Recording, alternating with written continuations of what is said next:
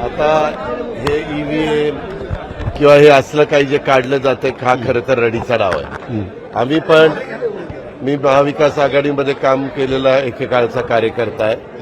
त्या निवडणुकीच्या ईव्हीएमला दोष देण्यामध्ये काही अर्थ नाही. लोकसभेला ईव्हीएमनी 31 जागा महाविकास आघाडीला दिल्या त्यावेळेस ईव्हीएम खूप चांगलं होतं. पण हो जाणार निघालो 1:30 वाजता जाणार. मी मुख्यमंत्री दिलीपराव तर ऐका ना त्याच्यामध्ये 31 ज्यावेळेस निवडून आले त्यावेळेस ईव्हीएम मशीन खूप चांगली होती आणि इकडं मात्र असा निकाल लागला हा त्यावेळेस ईव्हीएमला दोष द्यायला सुरुवात केली. ठीक आहे लोकशाहीमध्ये प्रत्येक आघाडीला युतीला पक्षाला त्यांच्या नेत्यांना काय त्यांनी वक्तव्य करायचं तो त्यांचा अधिकार आहे.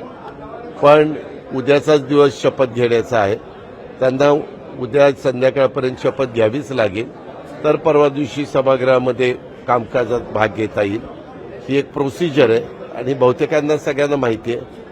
परंतु पहिल्याच दिवशी आपण काहीतरी वेगळं करतोय. आम्ही जरी संख्येने कमी असलो तरी आम्ही आमचं अस्तित्व दाखवण्याचा प्रयत्न करतोय. हा केविलवाणी त्यांचा प्रकार चाललेला आहे.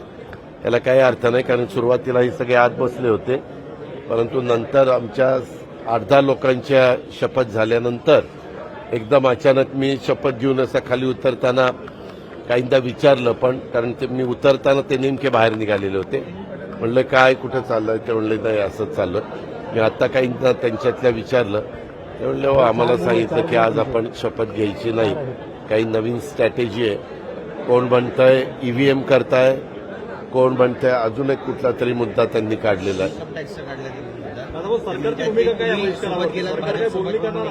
दिल्ली ट्रिब्युनल कोर्टाने त्याच्यावरून याला काही अर्थ नाही.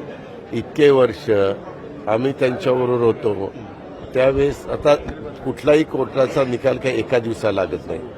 वेगवेगळ्या पद्धतीनं चौकशी होती. चौकशी घेतल्यानंतर त्याच्याबद्दलचं तुम्हाला अपील वगैरे करण्याचा अधिकार असतो. या प्रोसेस बरेच दिवस त्या ठिकाणी चाललेल्या होत्या.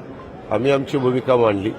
आता ह्यांच्याबरोबर मी असेल तर अजित पवार चांगला ह्यांच्याबरोबर पण मी कुणाबरोबर उपमुख्यमंत्री म्हणून काम केलं नाही. मी जर अतिशय दोषी असतो भ्रष्टाचारी असतो तर बाकीच्यांनी माझ्याबरोबर कामच केलं नसतं. मला ही पदच मिळाली नसती. आज हा निवळ तो वेळेसचा राजकीय म्हणजे राजकीय भूमिकेतनं मला अडचणीत आणण्याचा प्रयत्न त्या ठिकाणी झाला. मला माझं मन सांगत होतं की आपण आपली भूमिका जिथं न्याय मागायचा आहे तिथं आपण न्याय मागू शकतो. कशाच्या मंत्रिपदाच्या आज आणि उद्या आमच्या सगळ्या शपथा होतील. परवा दिवशी 10 वाजे नाही उद्याच 12 वाजेपर्यंत उमेदवारी अर्ज भरायचा आहे स्पीकरचा. तो आम्ही भरू तिन्ही पक्षाच्या महायुतीच्या वतीनं आमच्या सगळ्या घटक पक्षांच्या वतीनं. ते आज आता संध्याकाळी आम्ही कदाचित बसू किंवा त्या जाताना पण त्याच्याबद्दलची चर्चा होईल. मागेही चर्चा त्याच्याबद्दल झालेली आहे आणि बहुतेक ते बिनविरोधच निवडून येतील कारण 232-35 जागा आहेत. ते सगळं झाल्यानंतर आमचा प्रयत्न आहे की 16 पासून नागपूरचं अधिवेशन घेण्याची शक्यता आहे. ते ठरेल सगळ्यांचं मिळून. परंतु ते 16 पासून झालं तर त्याच्या आधी एकदा मंत्रिमंडळ विस्तार झाला पाहिजे. कारण जरी प्रश्नोत्तराचे तास घेतले गेले नाही तरी बाकीचे बिलं ह्यावेळेस आमची बरीच आहेत. आम्हाला बिलं काढायची आणि बाकीचे पण काही कामकाज असतं. आता आम्ही तुम्हाला ज्यावेळेस शपथा होतील ना त्यावेळेस सांगू.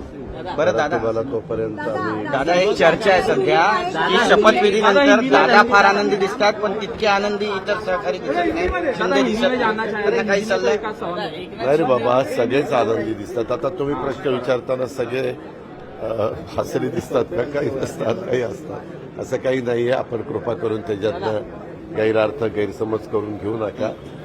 आमची सुरुवात चांगल्या पद्धतीनं चाललेली आहे. आम्हाला 5 वर्ष चांगल्या प्रकारे कारभार करायचा. आपकी जो प्रॉपर्टी अटैच थी इनकम टैक्स में जो अपोजिशन के लीडर हैं वो उसके ऊपर सवाल उठा रहे हैं वो रिलीज कर दी गई है इनकम टैक्स की तरफ से. क्या आपने शपथ लिया उसके बाद रिलीज कर दी गई ऐसा विरोध उसके बारे में नो कॉमेंट्स. मराठीमध्ये आपली मराठी नो कॉमेंट्स दादा मेरा अधिकार है. दादा ये बात है कि भाजपा की वॉशिंग मशीन कही जाती है। संजय राउत बोल रहे हैं कि यही तो भाजपा की खासियत है कि भाजपा के साथ जाने के साथ क्लीन होते हैं।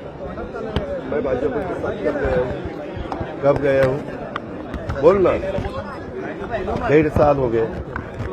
तो 1.5 साल क्या हुआ? कुछ भी अगर उन्होंने जो भी एलिगेशन किया वो सच ही उसमें सच मानना पड़ेगा, ऐसा नहीं है. हर एक को अपील करने का अधिकार है और उन्होंने डिसीजन दिया है. पर ये आपको जानबूझकर बदनाम करने का षड्यंत्र लग रहा है। मुझे उसके बारे में कुछ नहीं बात करनी है. Thank you very much. Naveen